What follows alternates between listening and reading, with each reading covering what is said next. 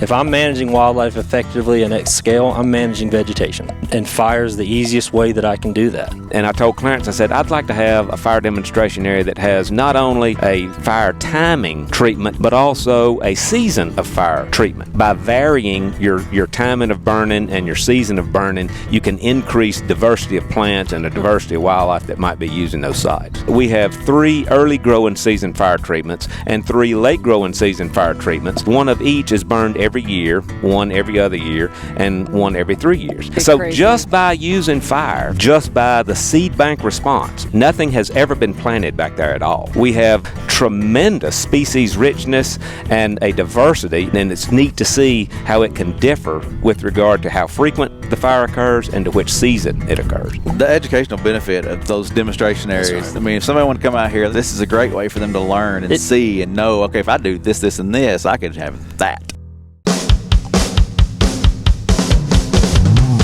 The award-winning Tennessee WildCast is on the air with the latest on hunting, fishing, boating, wildlife watching, and all things outdoors. Make welcome your host, drummer and outdoor expert novice, Jason Harmon. Hello, everybody, and welcome to this edition of Tennessee WildCast. Thanks for tuning in. Thanks for watching, for listening. We got another great show lined up for you today. We are still on location here at Bridgestone Firestone WMA, and I'm excited to have Mimi helping me co-host again. This is just a great place to have a show, I think. Oh yeah, I love it here. Outdoors, not in the studio. I like being out when we can, so it's fun to get out here, and appreciate you lining this up. Today we've got Nathan Wilhite and Dr. Craig Harper, and I'm excited to talk about some UT fire demonstration areas and Quail and things that happen here, and why Craig's here today, so it's going to be a fun conversation. Good stuff. Good stuff. Thank y'all for being here, and we'll jump in, I guess, with introductions. My name is Nathan Wilhite. Yeah, Nathan, you kick us off. Yes, sir. My name is Nathan Wilhite. I'm the wildlife manager here for Bridgestone Firestone WMA. And Craig Harper, Professor of Wildlife Management at the University of Tennessee and the Extension Wildlife Specialist. Awesome. Well, glad to have both of you. Nathan, we had you on the previous show, and that was a great conversation. Learned a little bit about your background, but Dr. Harper, would you fill us in on your background a little bit? How did you get to where you are now? I mean, you've done it all. Mimi, I thought you said we only had 28 minutes. I would guess that it's encyclopedia full. The very quick version, of course, I'm from North Carolina, and once I finished school and finished a PhD, I applied for and was fortunate to get a job at the University of Tennessee, and that was in May of 1998. I've been here ever since, and Tennessee has been very, very good to me, and the university is a tremendous place to work. It's been a very good time. A very learning experience as well. Mm-hmm. I know you've impacted a lot of people that come through that school. I hear your name a lot, and you've made a major impact on those wildlife students that come through. Well, we have an outstanding faculty, and I think the students really enjoy going through our program. Of course, I have graduate students. That's been a rich part of my life, and working with them, and we've done all we can to try and provide as much management information we can to both state agency folks as well as private landowners. Well, growing up, did you know you were going this direction? Is that where you wanted to be? No, all I knew was that I wanted to be outside, and I hunted and fished all the time, and so after getting out of high school, I worked a year doing plumbing work before I realized, this is not what I want to do from here on out. I want to be outside, and so I thought, I think I'll go to school to be a game warden.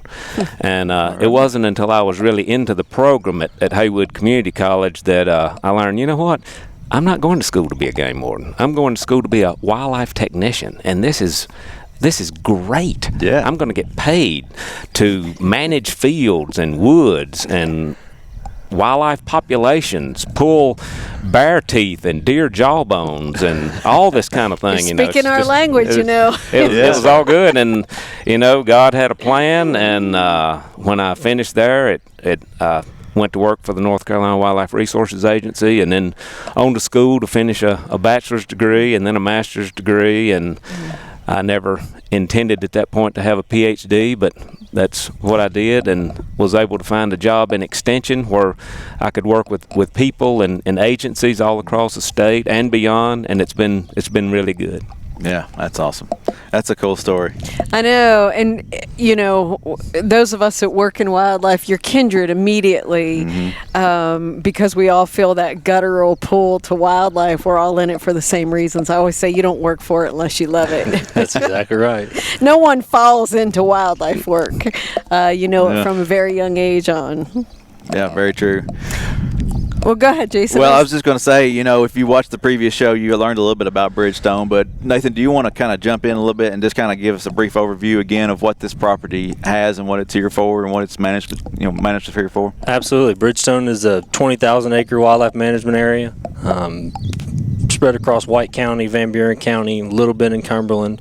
But we've got a broad array of landscapes and ecosystems that we get to, play around in and work in, from open grasslands to hardwood and pine savannas to closed canopy forest. And we got the Candy Fork River runs right through the middle. So we've got patrons that do everything from whitewater kayak in the springtime to coming out here and following beagles, chasing rabbits around. Rabbits, yeah. That's right. You got many species of birds. You got rabbits. You got deer, turkey. It's just eat up. That's right. It's a place to be. That's right. But it is a quail focal area. Sure is. And we love it for that. And we can hear the Bob White singing around us this morning. It's absolutely fantastic. Magical time of year for that. Yeah. And if people haven't heard that song, this is a great place to come and hear it. Or our other quail focus areas across the state. Right. Yeah, this is just one of many. So if someone's never been here before, they're going to hear that Bob White quail here. But this area was chosen. It was gifted to the state. That's right. But it was chosen for a quail focus area, and the UT partnership started because of what this land was prior to it being gifted. So what was that? Yeah, I think, some of the fire and burn demonstration area that we're going to talk about, that was even before the designation of a quail focal area. And so, there were plans in place about kind of ecological restoration before we were even talking about prioritizing that little game bird that we spent a little time talking about. When did UT come into the picture? I believe it was 2006 when we began having different field treatments out here on the WMA, and we had some burn plots out here on the farm unit in 2008, 2009, and along about that time, I think it was in 2008, I had been recently to Oklahoma and visited the fire plots at Pushmataha, and came back, and I was out here with Clarence Coffey, who was regional manager for Region 3 at that time. Great guy, and so full of interest for fire and savannas and the effects of fire on both the vegetation and the animal communities. And we were riding around on the WMA looking at some of the plots that we had, and I told him about being at Pushmataha, and I said, Clarence, we need fire plots here in Tennessee, but why can't we do that here? Because you have such interest in fire, and it's not easy putting a square peg in a round hole if the manager, property owner, or whoever doesn't want to implement fire. That's going to be difficult to get that done, and of course I knew Clarence did. And the manager here was fully amenable to helping us set something up. And Clarence said, "You know what? I think I got just the place." He said, "There's a section right back here that we haven't, quote, done anything with except burn it a couple of times since Bowater owned it, and I think it was in 1997." The best we could check from records, that the loblolly pines that had been planted there were harvested. And, of course, that cleared the area. And so the manager had burned the area a couple of times since then, but that had been about it. No food plots, no tree planting, no, anything else. And it had a road or trail network such that it could easily be divided up into different sections. And the other fire plots across the country, for example, at Tall Timbers or Pushmataha, they have a timing treatment. Okay. Burned every year, burned every other year, burned every 3 years, etc. And I have always been for many years, been very interested in the effects of timing of fire. For example, we know and learned years ago how you can disc at different times of the year and stimulate a different plant community depending on when you disc. Okay. And so John Grucci was a graduate student here back in the early 2000s, and we did some preliminary work looking at the effects of fire when we implemented it in late summer or winter or spring or what have you. And I told Clarence, I said, I'd like to have a fire demonstration area that has not only a fire timing treatment, but also a season of fire treatment. And so we were able to divvy up these units such that we have 3 early growing season fire treatments and 3 late growing season fire treatments. So one of each is burned every year, 1 every other year, and 1 every 3 years. And then down at the end of the whole complex is what we call a woodland. That was the area that had not been planted to pines. It was still in mixed hardwoods. And so in the woodland, what we decided to do was to just burn it at random. And so whenever we burned, the next time we would decide by drawing a number out of a hat, 1, 2, or 3, and decide the timing by S or spring, whether it's going to be in the spring or fall. And so, and that kind of mimics at a certain level, how you would see naturally occurring fire that may occur at most any time of the year. Of course, this time here is the least prevalent of fire in Tennessee because of the moisture regime. We get 50 some inches of rain per year across most of the state, and so from June through early August or so, that's a very, very difficult time to burn, especially in the woods. And so in fields, especially in dry conditions, you can burn during that period of time, but during that midsummer is the time that you wouldn't have as frequent a fire. That's good information, because I've always thought, burn certain times of the year, but it's neat to hear that you're burning in different seasons and trying different things. And one of the things that we try to get across to managers and landowners who can and want to use fire is that every day is a potential burn day. You shouldn't concentrate all your burning at just one time of the year, because you're going to get stagnant with regard to the vegetation effect and the animal response. And so by varying your timing of burning and your season of burning, you can increase diversity of plants and the diversity of wildlife that might be using those sites. That's very cool. I know. How many acres are we working here when you talk about these demonstration plots? You're not on just a 20-acre plot. The demonstration area is like 160 acres, something like that, and then that's divvied into 7 units, 6 which have the frequency and timing of fire, and the 1 woodland area. And those individual units vary from somewhere around 20 to 35 acres each.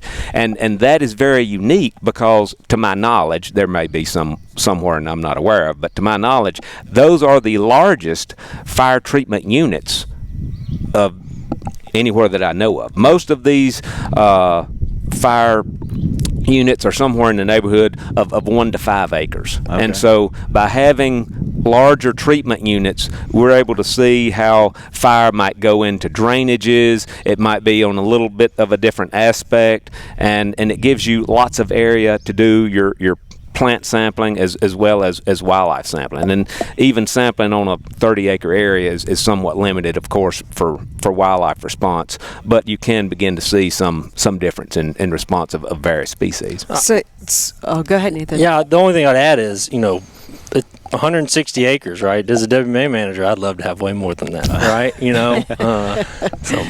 And he does. He's one of those that gets after it and will burn whatever needs to be done for specific objectives. It's just that the demonstration plots are the size that I mentioned, and it's open to where we can have groups, and we have a tour trail where we can go through, and groups can see all of the different fire treatments treatments, and there's signs at each of them, so keep you aware of where you are along the trail. So when this started, did you set out saying we want to know what's the best time of year to burn for a specific species, or were you just looking at overall diversity?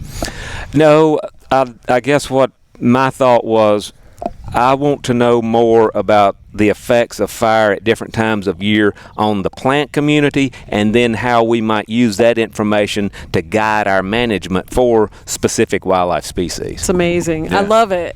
I love that people dive into these topics, because if you didn't, where would we be? Where would, throughout science here, and we don't necessarily always like using the terms of science-based agency, but we've got to know. We want proof. We don't just want to go with, hey, what we think.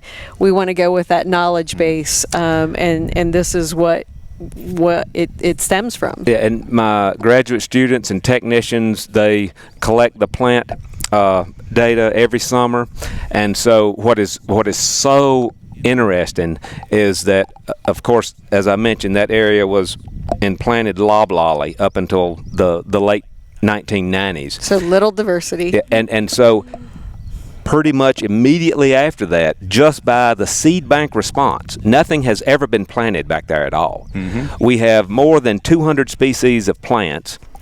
And Dwayne Estes, who is one of the best botanists that you'll meet, he's been here and done field days with me and whatnot, and he's just like, Craig, look at this and look at that.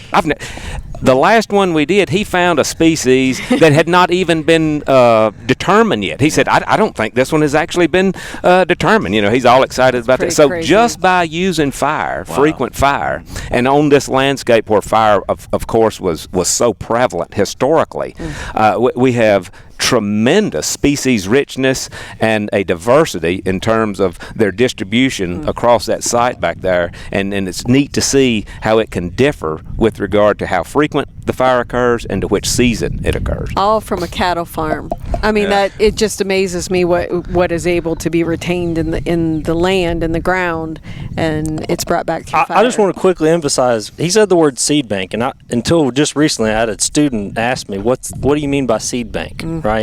So much now everybody wants to talk about, let's plant pollinators, let's plant CRP, let's plant native warm season grasses.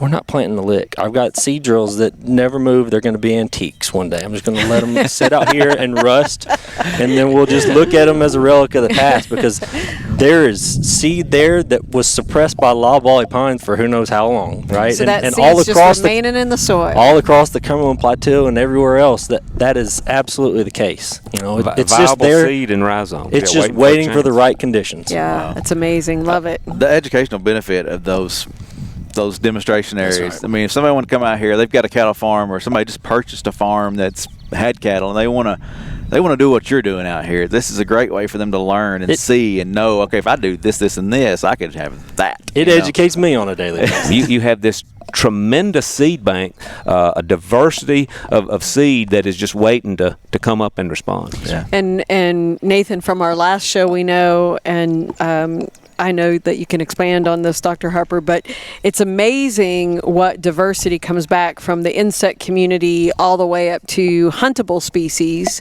and then here at the focal area for bobwhite quail. And we'll get into that serial sheet, but Nathan, I really wondered how all of this is benefiting you as a manager, and then could you speak to a little bit on where you're seeing this implemented throughout the region and beyond? That's a pretty easy answer, right? When I'm managing wildlife, everybody thinks it's what am I getting my hands on, right? If I'm managing wildlife effectively and at scale, I'm managing vegetation, right?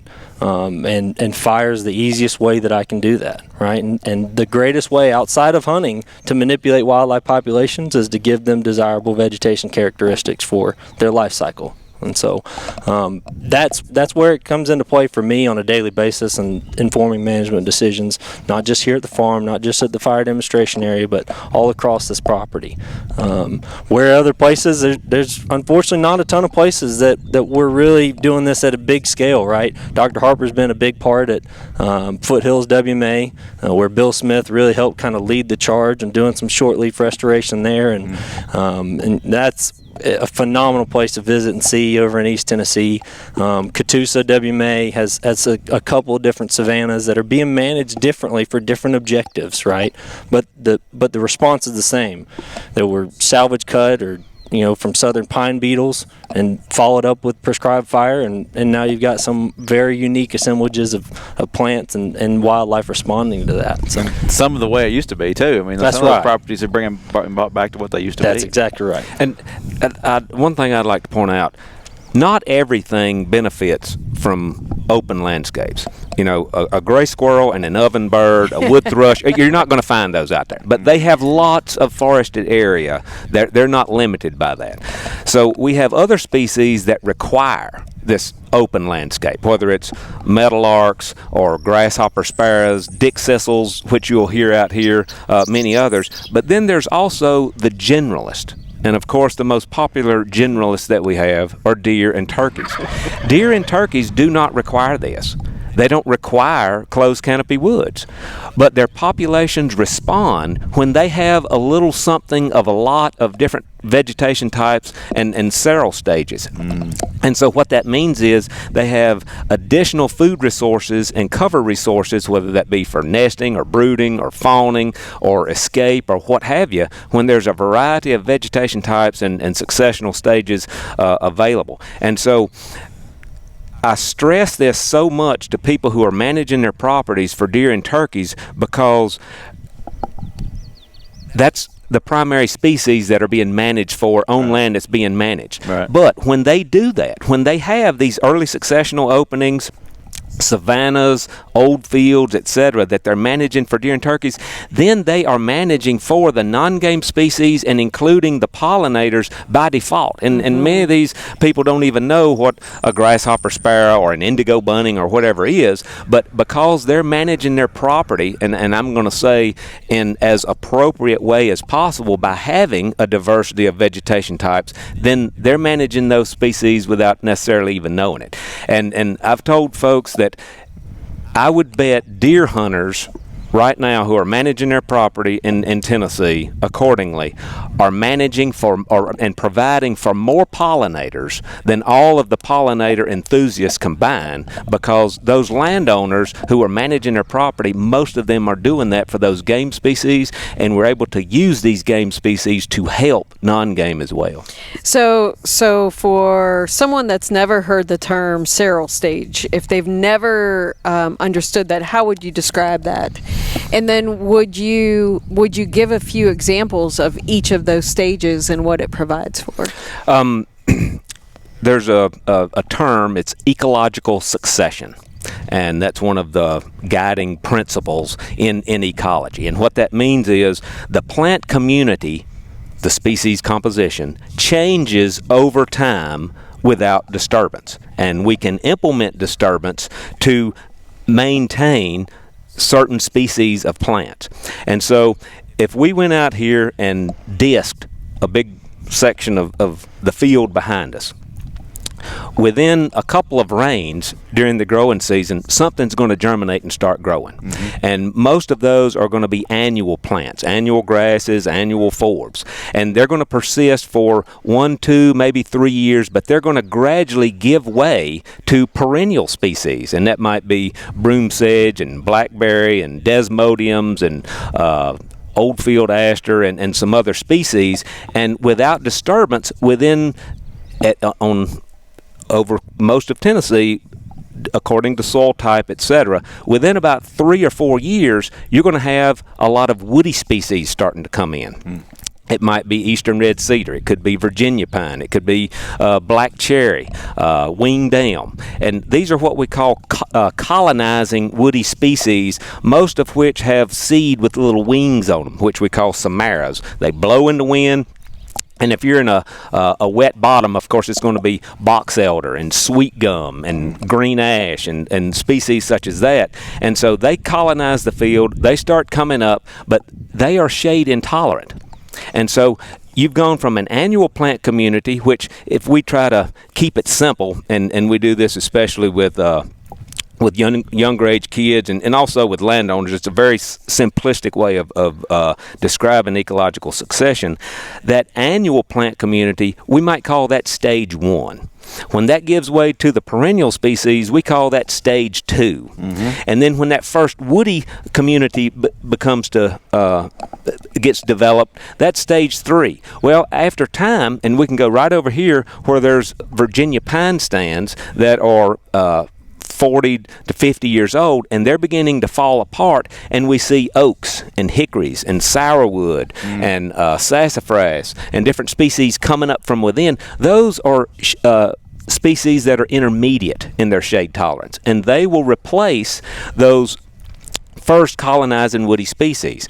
Well, on some sites over a long period of time, shade-tolerant species such as white pine, eastern hemlock, sugar maple, American beech, those that can grow in shade, they will eventually replace the oaks, the hickories, the other intermediates, and then that would be termed the 5th successional stage. And so there is your suite of successional stages that are possible. Not all possible on every site. Some sites might not hold or sustain some of the trees in what we would call stage 4 or 5. It might be shallow and rocky and not able to support those species, but that's essentially the suite of successional stages. And note that within any of the successional stage, that successional stage can be made up of several different vegetation types. It doesn't have to be, just these 3 or 4 species. There's a wide variety of species that could represent that successional stage, and that is where our management comes into play.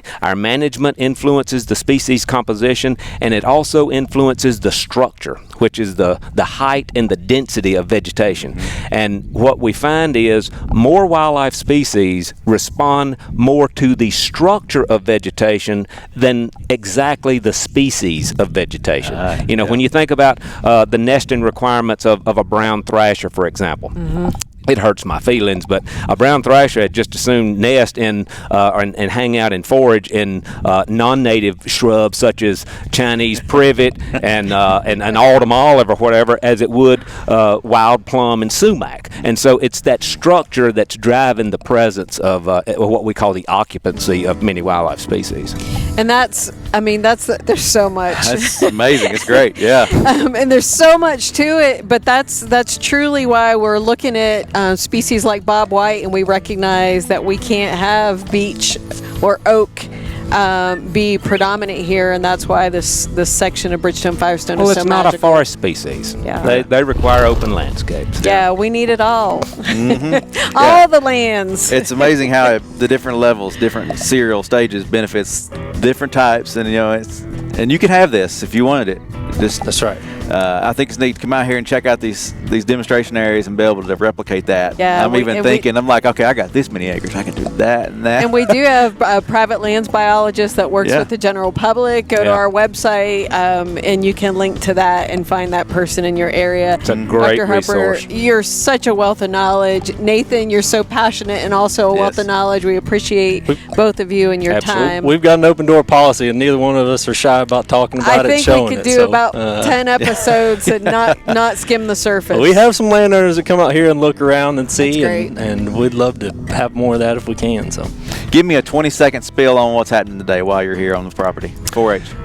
Well, today we're going to have the educational tour for the Tennessee 4-H Wildlife Judging Contest, which is a program that has been sponsored by TWRA since 1978 when Jim Byford and Tom Hill started it. Cool. And so tomorrow is our state contest, and the winners from the 3 regional contests, 3 teams per each region, come in tomorrow, and we have the state wildlife judging contest, of which Tennessee has won 10 of the last 11 national championships. Wow. So we're very proud of our and Tennessee team. they're coming out here talking specifically about tall grass prairie. Is that correct? Yes, yeah. The eco region is tall grass prairie that we're using. Well, So what better place to come and do it? Yeah. Thanks for tuning in, and we'll see you next time. Thanks for tuning in. Stay connected with TWRA by visiting our website at tnwildlife.org and follow us on Facebook, Twitter, and Instagram. Hey, it's all about Tennessee wildlife. It's what we do. Tennessee WildCast will be on the air again next week. We'll see you then.